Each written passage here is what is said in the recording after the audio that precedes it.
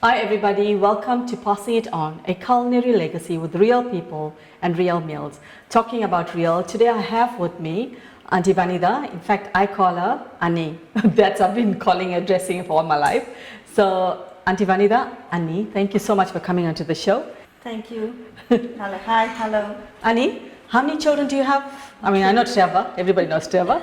Yes, I have two children, a boy and a girl. And the daughter is Livani. Where is she? She lives in Cape Town. Okay. And you've got grandchildren as well? Yes, I have two grandchildren. My grandson is 13 years yes. and my granddaughter is 3 years. Okay, you can see they keep her on her feet as well. So today what are we making? Well, today we are making a brinjal fritter. Uh-huh.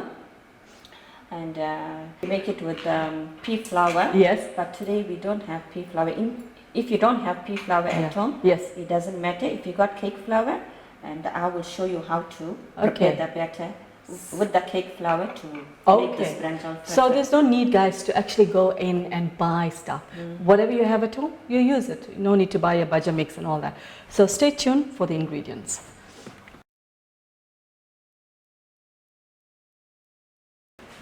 Okay, so we're back to the ingredients. Annie, you want to show us what we have here?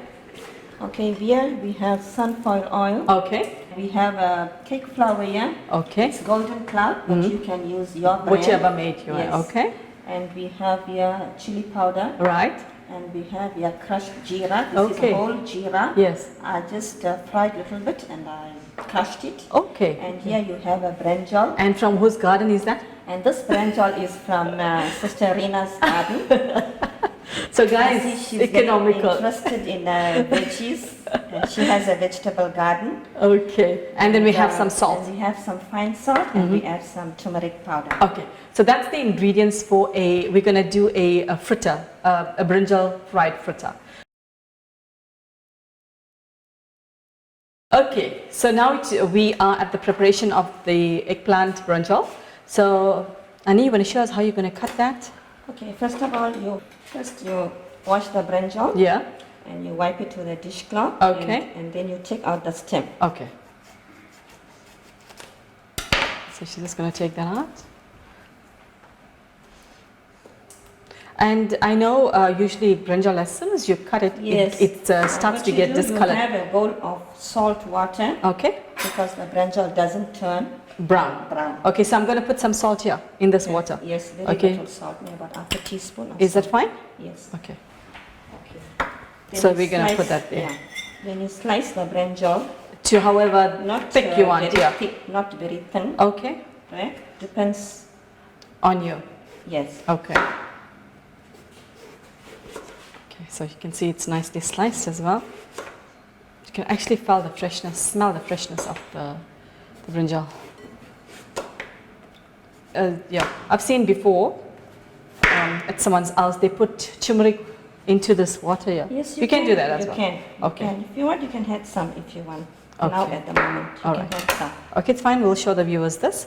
Okay, so this is basically your brinjal that's in the salt water. So now we're going to show you how to fry this. Put it into a batter and fry it. Yes, you make the batter after you cut the brinjal. Okay.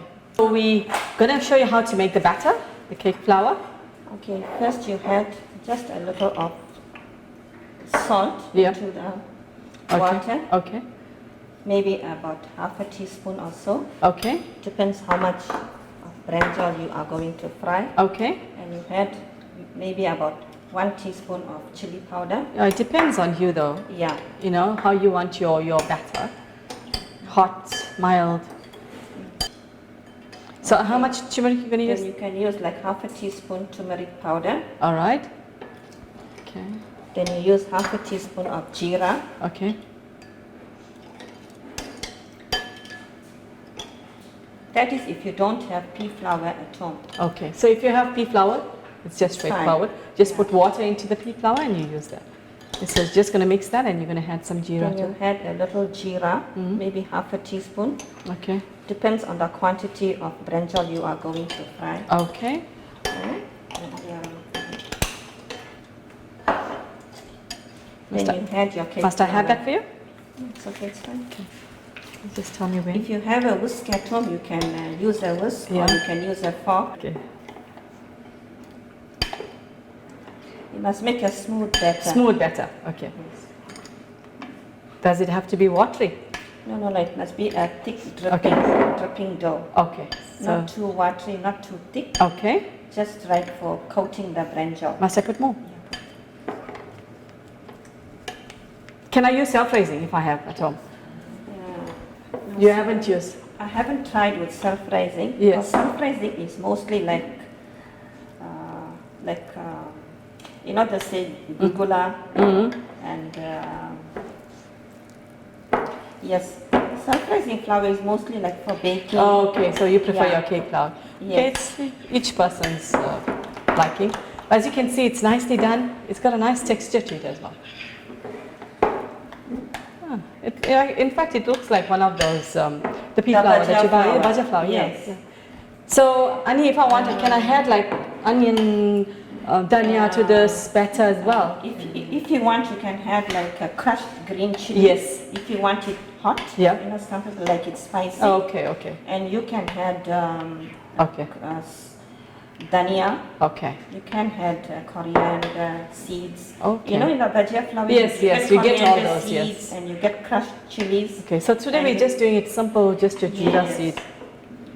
Okay, so that's nicely done. You can actually see the texture. You can see this. Yeah, like a dropping. bit, Yeah, it looks nice. Just to coat your brinjal into it. So we're going to show you now how to fry it. Stay tuned. Okay, so now the batter has been prepared. So Annie, you're going to show us how to fry that. The oil is at its right temperature. You can use a deep pot or a frying pan. So she's going to show us this one. Okay. If you don't have a tongue, you can use just your thumb and your pointing finger. Okay, okay. You take the brinjal. Yeah. And you dip it into the batter. Okay. You just have to evenly, Yes. dip it.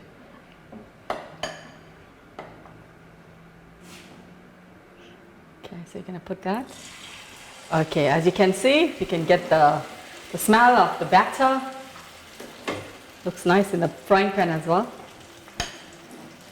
I've never ever tried it out as this color because when I make at home, it's a very funny color. I'm not sure why, but I think you used extra turmeric powder, I've noticed. At home, I use just a little bit of turmeric powder. Okay. So do you make this at home, Annie? Yes, I used to make when my husband was alive. Okay. Today is going to be with the Lord. Okay. And his favorite was like fried brinjal, fried green bananas, fried jackfruit. Yes, yes. Yes.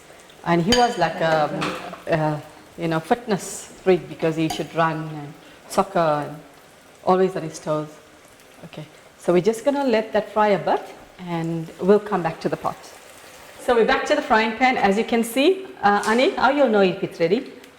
It has to get golden brown. Okay. You just tap it with your spoon. With your spoon, and you see, like, you know. It's like stuff. You can feel crispy. It's crispy. Okay, yes. okay. And you can Then actually you get the smell of this. Yeah. Then you remove it. Yeah.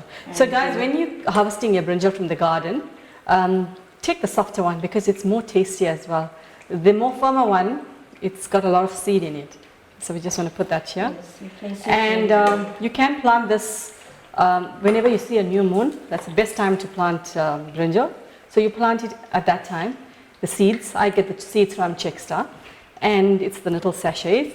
And then it takes like about 3 to 4 weeks to actually come into a little tree, and then you start getting your brinjal. Okay, so we're back to the plating. As you can see, it looks absolutely yummy. Thank you, Annie. This looks very, very yummy, and it's golden brown as well. Thank you so much for coming onto the show. You're welcome. And for showing us your talent how to make this. In fact, she makes one of the most lovely batters. So we're going to get her back on the show to do that as well. So from us at Passing It On, remember to like us on Facebook, subscribe to our YouTube page. Remember, eating is a necessity, but cooking is an art. So make sure you pass it on to the next generation. From my kitchen to your kitchen, I wish you a week of total prosperity upon you and your family, total healing upon you and your family. Stay blessed and God bless.